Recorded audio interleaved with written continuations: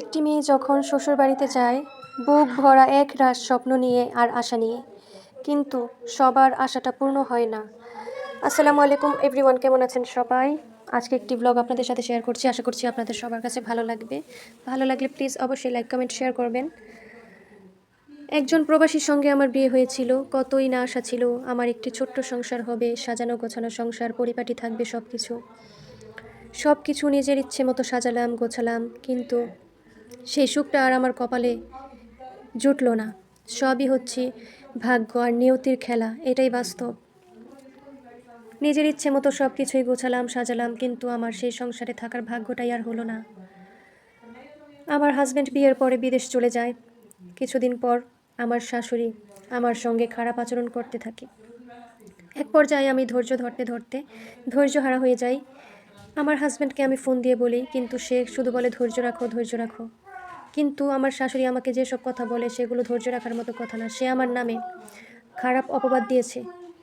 একমাত্র মানুষ যেন আমাকে খারাপ বলে সে কারণে। সেগুলো আমি আর মানতে পারলাম না। রাগ করে চলে গেলাম বাবার বাড়িতে। তারপর কিছুদিন যাওয়ার পরে হাজব্যান্ড বিদেশ থেকে আসলো। আসার পরে আমাকে বুঝিয়ে শুনিয়ে নিয়ে গেল আবার আমার শ্বশুর বাড়িতে। তারপরে কয়েক মাস পর আবারও আমার হাজব্যান্ড বিদেশ চলে যায়। তারপর কিছুদিন পর থেকে আবারও আমার শাশুড়ি আমাকে অনেক অত্যাচার করে, অনেক নির্যাতন করে, খারাপ অপবাদ দেয়। এক পর্যায়ে আমি বিরক্ত হয়ে বাসা থেকে চলে আসি। এসে আমি আমার হাজব্যান্ডকে ডিভোর্স দিয়ে দিই এবং এখন আমি একাই থাকি। তারপর অনেক ডিপ্রেশনে চলে গেলাম, অনেক অশান্তি, কিছুই ভালো লাগে না, শুধু হাহাকার। চারিপাশে আমার হাহাকার, কিছুই ভালো লাগে না। মনে হয় যেন ওই পৃথিবীটা আসাটাই আমার বৃথা। হঠাৎ করে আমার এক ম্যাডামের সঙ্গে আমার দেখা হয়ে গেল। খুব ভালো লাগলো ম্যাডামের সঙ্গে কথা বলে। সে আমাকে বলল যে তুমি আবারও লেখাপড়া স্টার্ট করো। তার কথায় আমি আবারও ইন্টারে ভর্তি হই এবং আমি খুব ভালো রেজাল্ট করি আলহামদুলিল্লাহ। ভালো রেজাল্ট করার পরে আমি একটি অনলাইনে জব করা শুরু করি, সেটা হচ্ছে ফ্রিল্যান্সিং শেখার পরে হচ্ছে আমার ভাগ্যটা পুরাই পরিবর্তন হয়ে যায়। নতুন এক দুনিয়াতে মনে হচ্ছে আমি পা রাখলাম।